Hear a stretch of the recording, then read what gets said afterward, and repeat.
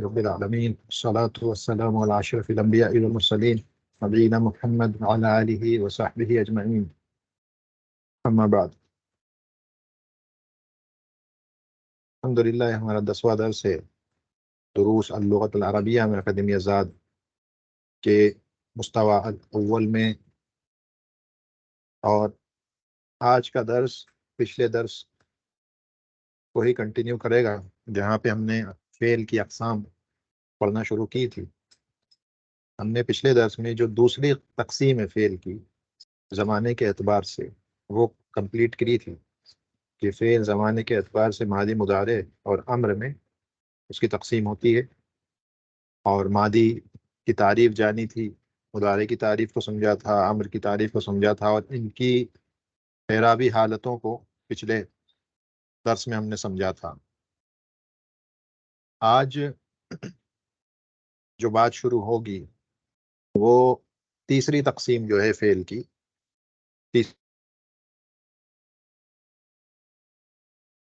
تو یہ جو تیسری تقسیم ہے یہ جمود اور تصرف کے اعتبار سے ہے، جیسا کہ اسکرین پر نظر آ رہا ہے.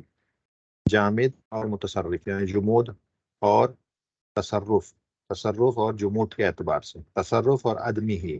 ينقسم الفعل باعتبار التصرف وعدمه الى جامد ومتصرف. تصرف کے اعتبار سے فعل یا تو متصرف ہوتا ہے یا جامد ہوتا ہے، یہ اس کی تیسری قسم ہے. جامد فعل کس کو کہتے ہیں؟ جامد فعل کہتے ہیں وَهُوَ مَا يَلْزَمُ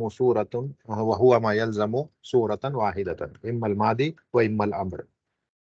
فعل جامد ایسے فعل کو کہتے ہیں جو کسی ایک ہی صورت پر آتا ہے، ایک ہی صورت پر. یعنی کہ ہم نے دیکھا کہ فعل زمانے کے اعتبار سے ماضی، مضارع، امر ہوتا ہے. یہ ان میں سے کسی ایک ہی شکل پر آئے گا، یا تو یہ ماضی آئے گا یا امر آئے گا، ماضی آئے گا یا امر آئے گا، بس.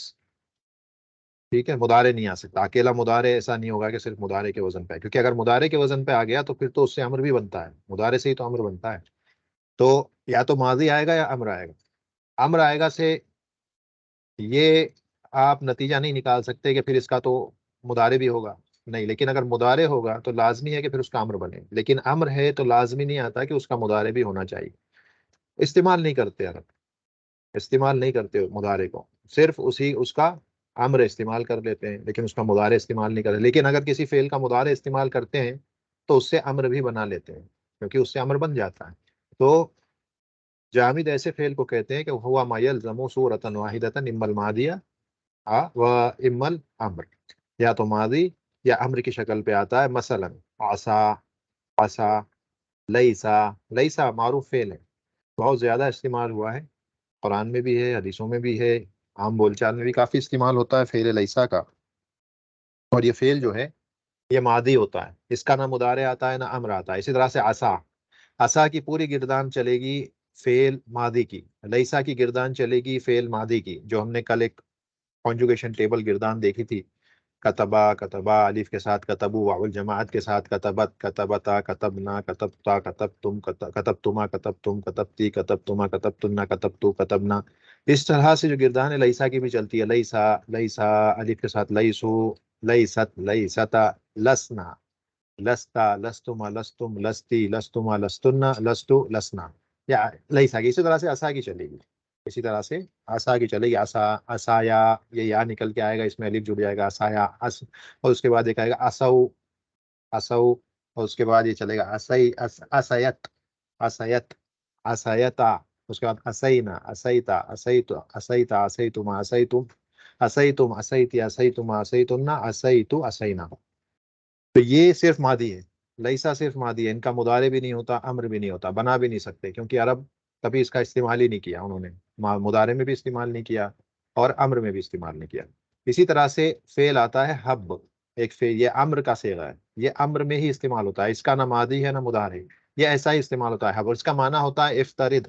افترض سے مراد کے مان لو، ازیوم کر لو، فرض کر لو، اس معنی میں آتا ہے. کوئی کہے کہ وہبا یہب حب، وہب من لدن کا، اللہ نے قرآن میں بھی تو کہا ہے، تو اس کا تو وہبا یہب ہبا کرنا، گفٹ کرنا، اس معنی میں آتا ہے. تو پھر یہ آپ کیسے کہتے ہو کہ یہ حب جو ہے یہ فعل جامد ہے؟ ہم کہتے ہیں کہ یہ الگ حب ہے اور وہ الگ حب ہے، وہ ہبا کے معنی میں، گفٹ کرنے کے معنی میں. اور یہ افترض، یہ ازیوم کرنے کے معنی میں، فرض کر لینے کے معنی کہ مان لو کسی چیز کو، حب یعنی افترض، مان لو، تو یہ اس معنی میں آتا ہے، اور یہ الگ ہے، وہ وہبہ الگ ہے اور یہ حب یہ الگ ہے، یہ صرف امر آتا ہے، اس کا نہ ماضی آتا ہے نہ اس کا مضارع آتا ہے، یہ صرف امر کے صیغے میں آتا ہے۔ تو یاد رکھیں جامد ایسے فعل کو کہتے ہیں کہ وہو ما یلزم صورتا واحدۃ اما الماضی و اما الامر، یہاں تو ماضی آئے گا صرف یا امر آئے گا، اس کے ساتھ اس کے علاوہ ایک ہی صورت، کبھی یہ نہیں ہوگا کہ ایک سے زیادہ صورتوں پر وہ فعل آئے۔ تو یہ ہو گیا جامد۔ دوسری قسم آتی ہے المتصرف۔ المتصرف، متصرف وہ ہے جس میں تصرفات کیے جا سکیں، جس کی صرف صغیر پوری کی پوری بنائی جا سکے، یعنی کہ جو ایک سے زیادہ صورتوں پر آتا ہو، الذی یاتی باکثر من صورت، یہ وہ ہے جو ایک سے زیادہ صورت پر آتا ہے، ایک سے زیادہ صورتوں پر، جیسے یہ ایک ہی صورت پر آتا ہے، یا تو ماضی یا امر، یہ ایک سے زیادہ صورتوں پہ آتا ہے، فعل یا تو یہ ماضی مضارع آئے گا یا ماضی مضارع امر آئے گا، اس طرح سے تو ایک سے زیادہ صورتوں پر یہ آتا ہے۔ اس کی دو قسمیں ہیں کہتے ہیں، متصرف کی دو قسمیں، ایک کہتے ہیں ناقص المتصرف، جیسے لفظ سے ہی پتہ چل رہا ہے اس میں تصرف ہوتا ہے لیکن تھوڑی سی کمی کے ساتھ، ڈیفیشنسی کے ساتھ۔ وہ ڈیفیشنسی کیا ہے؟ وہ یہ ہے کہ یہ صرف ماضی اور مضارع کے صیغوں پر آتا ہے، اس کا امر نہیں بن سکتا، اس کا امر نہیں آتا ہے کبھی بھی، تو اسے کہتے ہیں ناقص التصرف۔ کیوں؟ کیونکہ یہ ناقص ہے، بھی ایک صیغہ اس میں کم ہے، امر کا صیغہ نہیں بنتا ہے ان میں۔ اور اس کی مثال کیا ہے؟ کیا کادا یکادو اور زالا یزالو، کادا یکادو زالا یزالو، یہ کادا یکادو ہمیشہ، کادا یکادو اس کا امر کبھی نہیں آتا ہے، اس کا امر کبھی بھی نہیں آتا ہے۔ اسی طرح سے زالا یزالو، اس کا بھی امر نہیں آتا ہے۔ زالا یزالو جو ہے یہ کانا و اخواتوہا میں سے ہیں، کانا و اخواتوہا میں سے ہیں، اور کادا یکادو یہ اوشکا، اوشکا کے معنی میں آتا ہے کہ قریب ہے کہ کوئی چیز ہو جائے، about to happen، اس معنی میں آتا ہے کادا یکادو۔ یہ ناقص التصرف کہلاتے ہیں کیونکہ یہ صرف ماضی اور مضارع کی شکل میں آتے ہیں، ان کا امر نہیں آتا ہے، کادا یکادو زالا یزالو یہ ان کے ایگزامپلس میں سے ہیں۔ تام التصرف، کمپلیٹ تصرف کیا جا سکتا ہے، مطلب کہ یہ ماضی مضارع اور امر تینوں کے صیغوں پہ آتا ہے، تینوں صیغے آتے ہیں ان کے، اور یہ اکثر فعل یہی ہوتے ہیں، فعل جو اکثریت ہے وہ یہی ہے، جیسے کہ فہما یفہم افہم، یہ ماضی مضارع امر، ذہب یذہب اذہب، نصر ینصر انصر، ضرب یضرب اضرب، اس طرح سے تو تینوں شکلیں موجود ہیں اس کی، ماضی بھی مضارع بھی امر بھی، کتب یکتب اکتب، سجد یسجد اسجد، عبد یعبد اعبد، تینوں شکلیں تام التصرف، اور ماضی مضارع امر تینوں کی شکلوں پر، یہ تینوں ہی شکلوں پر آتا ہے۔ یہاں پہ ایک چیز اور یاد رکھیں کہ کادا یکادو یہ الگ ہے، اور ایک کادا یکیدو کد وہ الگ ہے، وہ تینوں وہ یہ والا ہے تام تصرف، دیکھنے میں سیم نظر آتے ہیں، ماضی سیم ہے اس کا کادا، اس کا مضارع لیکن یقیدو ہو جاتا ہے، یہ یکادو ہے، وہ یقیدو وہ پلان کرنے کے معنی میں آتا ہے، قید پلاننگ کرنا، خفیہ طور سے پلاننگ کرنا، اس معنی میں آتا ہے کادا یقیدو کد، تو وہ امر بھی ہے وہاں پہ، تو وہ تام التصرف ہوگا۔ اسی طرح سے یہاں پر بھی ایک آتا ہے زالا یزولو ذل، وہ الگ ہے، وہ بھی تام التصرف ہے، زالا یزالو الگ ہے جو کانا و اخواتوہا میں سے، اور وہ زالا یزولو الگ ہے، یعنی زالت الشمس، سورج جب ڈوبنے کو ہو تو اس لیے اس کے لیے کہتے ہیں زالا، زوال اس سے ہی آتا ہے، یعنی مائل ہونا، ڈھل جانا، تو زالت الشمس جب ہم کہتے ہیں تو وہ والا زالا ہوتا ہے، زالا یزولو والا، یہ زالا یزالو والا نہیں ہوتا ہے، یہ کانا و اخواتوہا میں سے ہوتا ہے زالا یزالو۔ تو یہ جو ہے وہ تام التصرف ہیں، کادا یکیدو اور زالا یزولو، جبکہ کادا یکادو اور زالا یزالو یہ ناقص التصرف ہیں، ان کے صرف ماضی مضارع آتے ہیں، امر نہیں آتا ہے، اور یہ جو ہے تینوں صیغے اس میں آپ کو دیکھنے کو ملیں گے، تام التصرف میں ماضی مضارع امر تینوں دیکھنے کو ملیں گے، ٹھیک ہے؟ تو یہ ہمارا فعل جامد اور فعل متصرف۔ اب اس میں جملے بنانے کے لیے کہ ابھی یہ سارے کام ہم نہیں کریں گے، کہتے ہیں کہ مثل لما یاتی فی جملۃ مفیدۃ، یعنی اگزامپل دینا ہے جس میں فعل ماضی جامد کا استعمال کر کے جملہ بنا ہے، فعل امر جامد کا استعمال کر کے، فعل ماضی ناقص تصرف، اس کی ابھی ضرورت نہیں ہے۔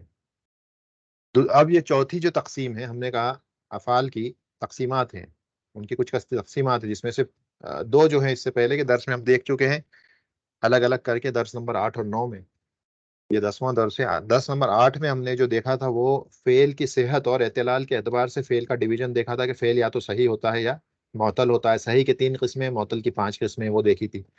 اس کے بعد درس نمبر 9 میں ہم نے دیکھا تھا کہ زمانے کے اعتبار سے فعل کی تقسیم کیا ہے. ہم نے کہا وہ 3 ہوتی ہے، یا تو فعل ماضی ہوتا ہے، مضارع ہوتا ہے، یا امر ہوتا ہے. اس کے بعد ان کے اعراب کو دیکھا تھا کہ ماضی کا اعراب کیا ہوتا ہے، ہمیشہ مبنی ہوتا ہے. اب یہ کبھی مبنی فتحہ پر ہوگا جو کہ اصل ہے، کبھی دمہ پر ہوگا جب واو الجماعت کے ساتھ جڑا ہوتا ہے، اور کبھی سکون پر ہوگا جب یہ ضمیر الرفیع المتحرک کے ساتھ جڑا ہوگا تو پھر یہ مبنی علی السکون ہوگا.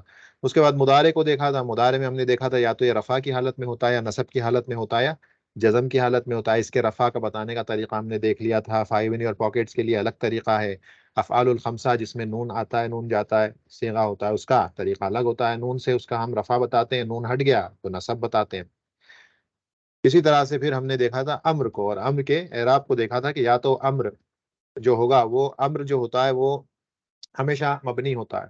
لیکن وہ مبنی کس پر ہوتا ہے؟ کبھی وہ مبنی سکون پر ہوتا ہے، کبھی وہ مبنی حذف حرف اللہ پر ہوتا ہے، اور کبھی وہ مبنی فتحہ پر ہوتا ہے جب وہ نون التوکید خفیفہ ہو چاہے ثقیلہ ہو، اس سے جڑا ہوا آتا ہے. تو یہ ساری چیزیں ہم دیکھ چکے. اس سے پہلے کہ ابھی تھوڑی دیر پہلے ہم نے تیسری قسم دیکھی جس میں ہم نے جامد اور متصرف ان دو کو دیکھ لیا. یہ چوتھی تقسیم ہے فعل کی، جو لازم اور متعدی. لزوم اور تعدی کے اعتبار سے انقسم الفعل من حیث التعدی واللزوم الى لازم و متعد.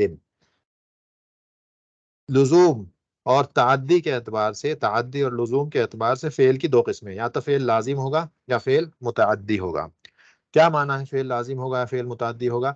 اس سے مراد یہ ہے کہ فعل لازم کیا ہوتا ہے؟ ما لا ينصب مفعولا به. یہ وہ فعل ہوتا ہے جو مفعول به کو منصوب نہیں کرتا، یعنی اسے ضرورت ہی نہیں ہے مفعول به کی، اسے مفعول به کی ضرورت نہیں ہے. کیسے کہیں گے ہم مثلا کہیں گے ایک فعل اگر لیں، ہم کہیں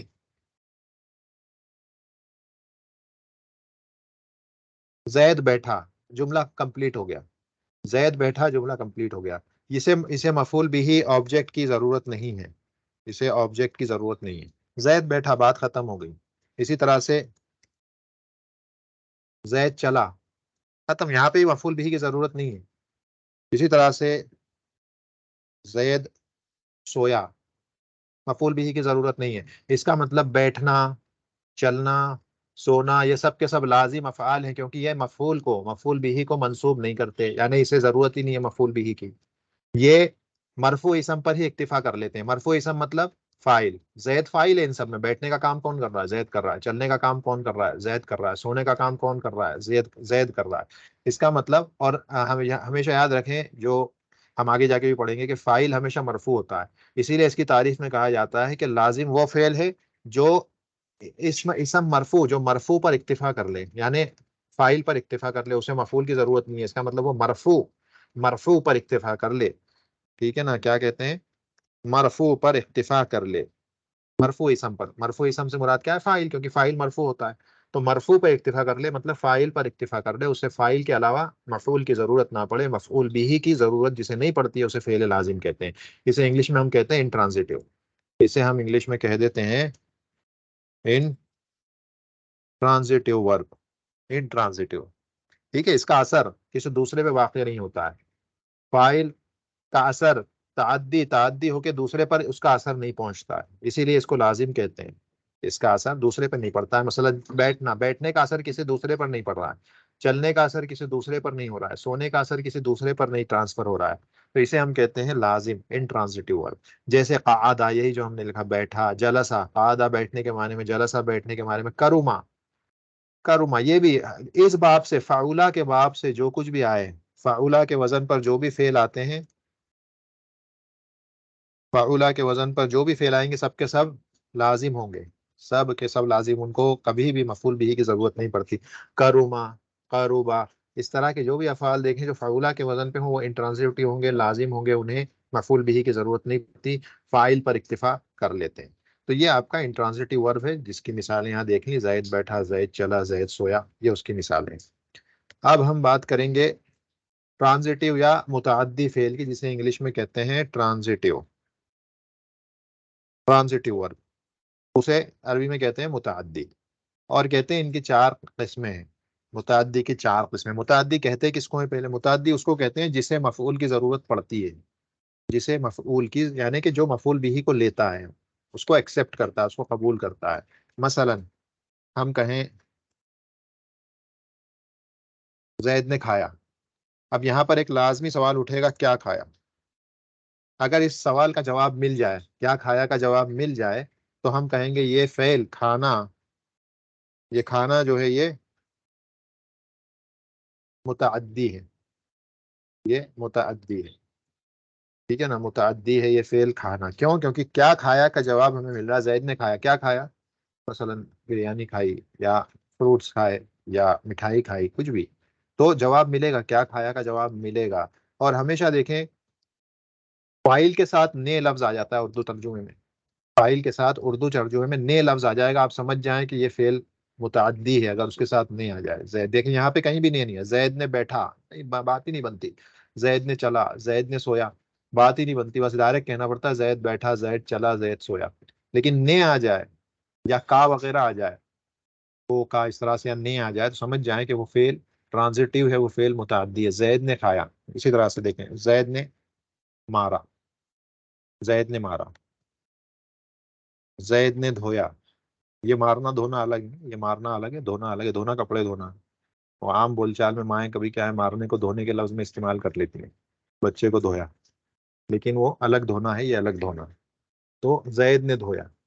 کیا دھویا بھائی؟ کپڑے. زید نے دھویا یا دھوئے کپڑے. تو یہ نے کے ساتھ آتا ہے عمومی طور پہ. یا اسی طرح سے مدرس نے پڑھایا.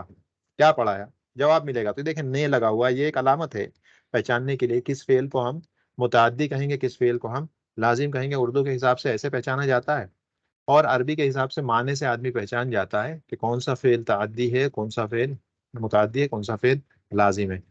کہتے ہیں یہ 4 قسموں پر بٹا ہوا ہے، یہ فعل 4 قسموں پر بٹا ہوا ہے. اب کیونکہ متعدی ہے، اس کا مطلب ہو سکتا ہے کہ کبھی ایک مفعول چاہیے اس کو. جیسے ہم نے دیکھا یہاں پہ سب ایک ہی مفعول لگ رہا ہے. زید نے کھایا. کیا کھایا؟ کھانا. زید نے مارا. کیا اور کس کو؟ یہ دونوں سوال کے ہو واٹ دونوں آ سکتے. زید نے مارا کس کو؟ مثلا زید نے مارا امر کو. تو جواب ملتا ہے. تو کبھی کبھی یہ جواب ایک ہی سوال کا جواب ملتا ہے بس، کیا کھایا، ایک ہی بس. اسے کہتے ہیں ایسے افعال جو صرف ایک مفعول کو لیتے ہیں، جن کو صرف ایک مفعول چاہیے. تو یہ پہلی قسم ہے. پہلی قسم کیا ہے؟ ما ینصب مفعولا واحدا، جو صرف ایک مفعول کو منصوب کرے. ایک مفعول کو منصوب کرے. منصوب کرے کا مطلب اس میں فتحہ آ جاتا ہے، نصب کی حالت میں اس کو پہنچا دیتا ہے. یہ اعراب کا بیان آئے گا تو باتیں اور اچھے سے سمجھ میں آئیں گی. لیکن ابھی یہ سمجھیں کہ اس کو ایک آبجیکٹ لگتا ہے، ایک آبجیکٹ چاہیے بس اس کو. ایک ون آبجیکٹ نیڈیڈ. پہلا قسم جو ہے اسے صرف ایک آبجیکٹ چاہیے. جیسے سمیا، اکثر فعل یہی ہیں جن کو ایک آبجیکٹ لگتا ہے. جیسے سمیا ہو گیا، اکلا کھانا، ضربا مارنا، غسلا دھونا، یہ سارے ایک ہی ہیں. ایک ان کو ایک مفعول چاہیے. تو یہ پہلی قسم ہے جو ایک مفعول پر اکتفا کر لیتے ہیں. کہتے ہیں سمیع القولا، اس نے سنا، اس نے سنی میری بات. اس نے سنا قول، اس نے سنی بات. اسی طرح سے شرح الدرسا، اس نے شرح کی، درس کی، اس نے درس کی شرح کی. تو اس طرح سے تو ایک مفعول چاہیے ان کو. دوسرا ما ینصب مفعولین اصلهما مبتدا و خبر. دوسرا ہے کہ اسے چاہیے دو مفعول، دو مفعول کی انہیں ضرورت ہوتی ہے جو دو مفعولوں کو منصوب کرتے ہیں. وہ افعال جو دو مفعولوں کو منصوب کرتے ہیں، جو کہ اصلاً مبتدا اور خبر تھے. اصلاً مبتدا اور خبر تھے وہ. مثلا مبتدا اور خبر کیا، یہ بھی بات آئے گی جب جملے اور اس کی اقسام آئے گی. مبتدا اور خبر سے مراد یہ ہے، مثلا جیسے یہاں پر انہوں نے اگزامپل دیا ہے الامر، یا اصل میں یہ تھا الامر صحیح. یہ اصل جملہ تھا کہ یہ جو معاملہ ہے یہ صحیح ہے، کریکٹ ہے. دس میٹر از کریکٹ. یہ جو معاملہ ہے یہ صحیح ہے. یہ جملہ تھا، جملہ اسمیہ مبتدا، یہ مبتدا اور خبر ہے. جب زنا و اخواتها، یہ بھی ایک کیٹیگری ہے جو ہم پڑھیں گے آگے جا کر کے. زنا و اخواتها، ٹھیک ہے نا، یہ ہم آگے جا کے پڑھیں گے. زنا و اخواتها، تو جب زنا و اخواتها کسی جملہ اسمیہ پر داخل ہوتے ہیں تو مبتدا کو بھی منصوب کر دیتے ہیں اور خبر کو بھی منصوب کر دیتے ہیں. اسی لیے زنا و اخواتها جب کسی جملہ اسمیہ پر داخل ہوں گے تو جو مبتدا ہوگا وہ مفعول اول بن جائے گا، اور جو خبر ہوگی جیسے یہاں پہ دیکھیں مبتدا امر، یہ مفعول اول بن کے فتحہ سے پڑھا جائے گا، اسے منصوب کر دے گا وہ، اور یہ جو صحیح ہے جو اصل میں خبر تھی اسے بھی وہ منصوب کر دے گا جو ہے مفعول ثانی بنا کر کے. تو ہم کیا کہیں گے اس کے بعد؟ ہم کہیں گے ظن الامر صحیحا. ظن، اس نے سوچا، اس نے سوچا، کیا سوچا؟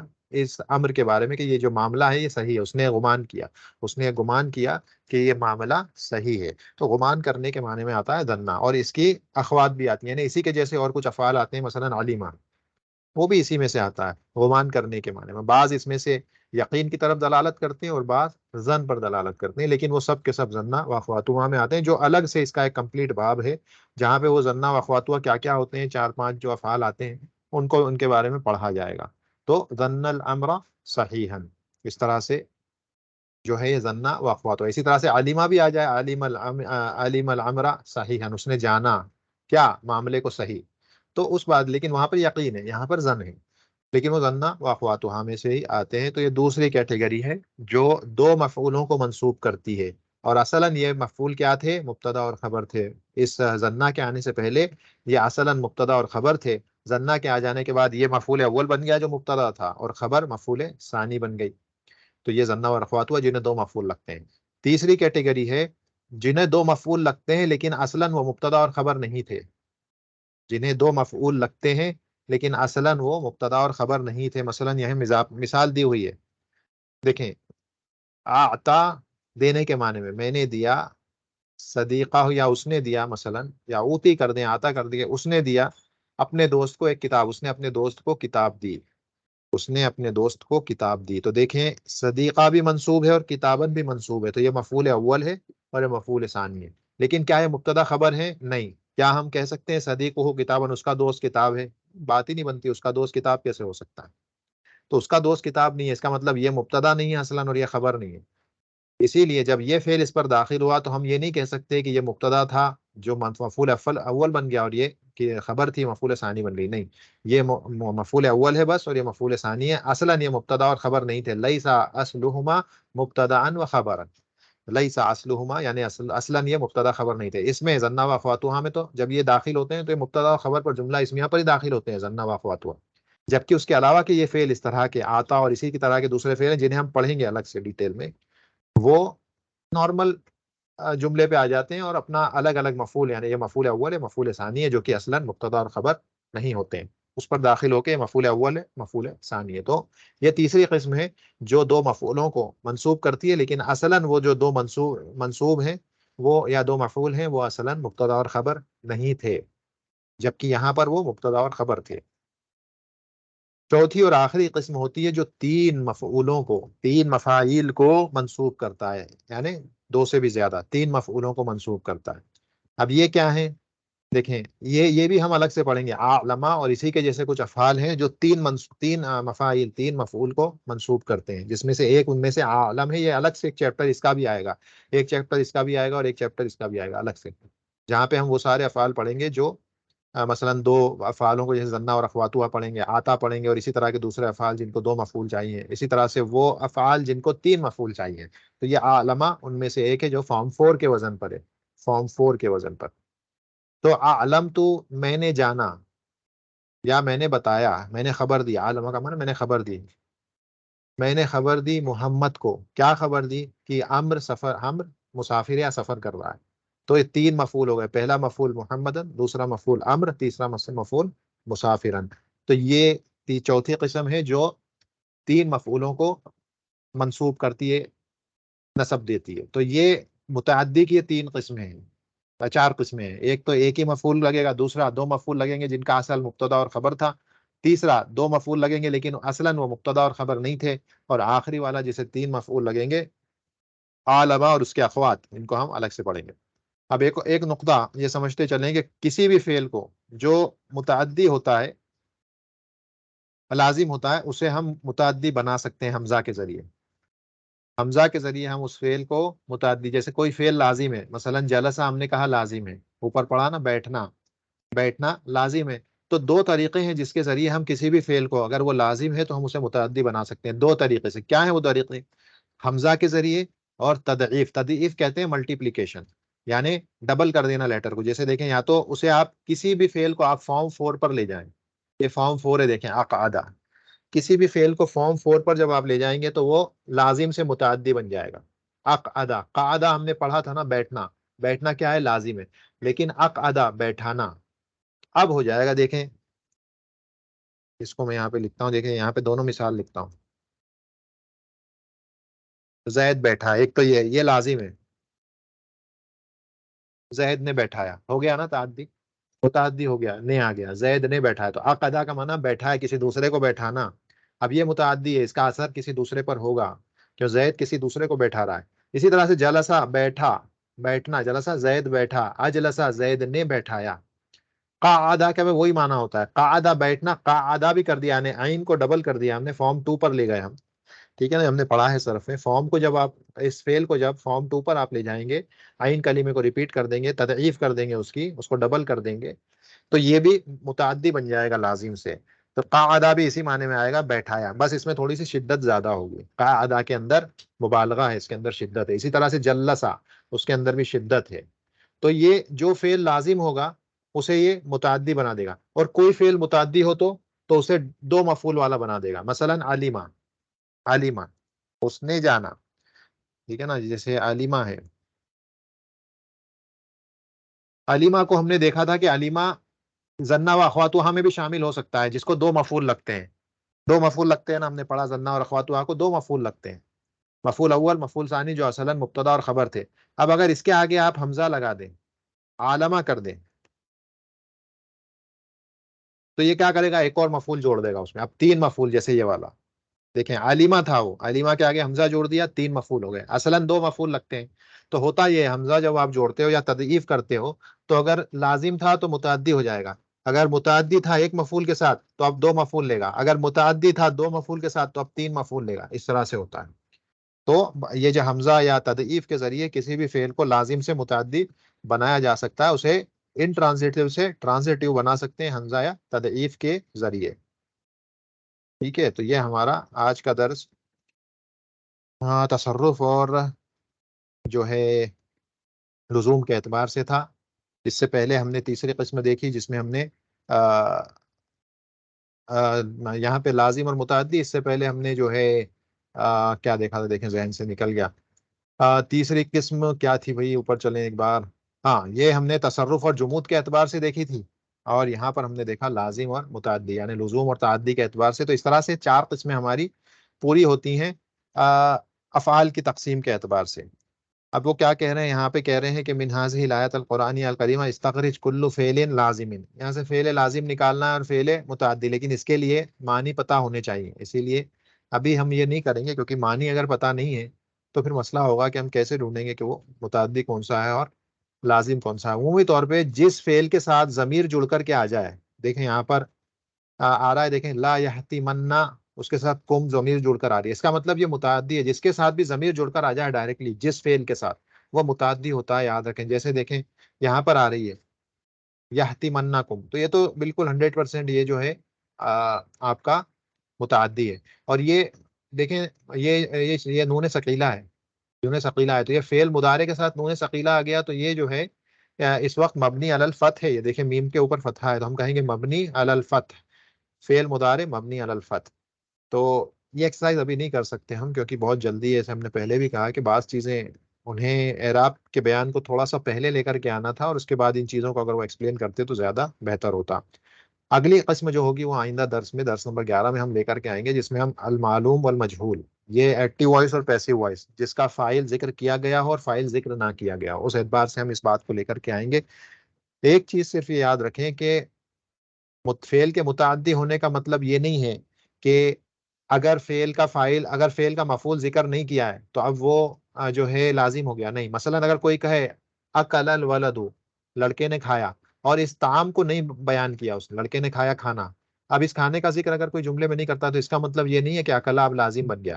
وہ صرف ذکر نہیں کیا گیا لیکن اصلا اسے مفعول چاہیے لیکن صرف اسے ذکر نہیں کیا گیا. تو یہاں ذکر کرنا نہیں کرنا مقصود نہیں ہے بلکہ مقصود یہ ہے کہ کیا وہ اصلا مفعول اس کو چاہیے یا نہیں چاہیے.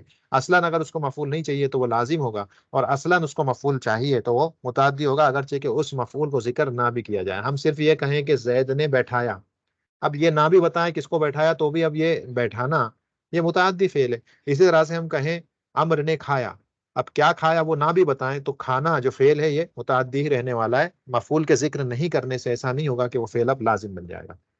تو یہ آج کا درس تھا. انشاءاللہ ان درس میں المعلوم والمجہول سے بات کو شروع کریں گے. سبحانک اللہم و بحمدک، اشہد ان لا الہ الا انت، استغفرک و اتوب الیک. السلام علیکم.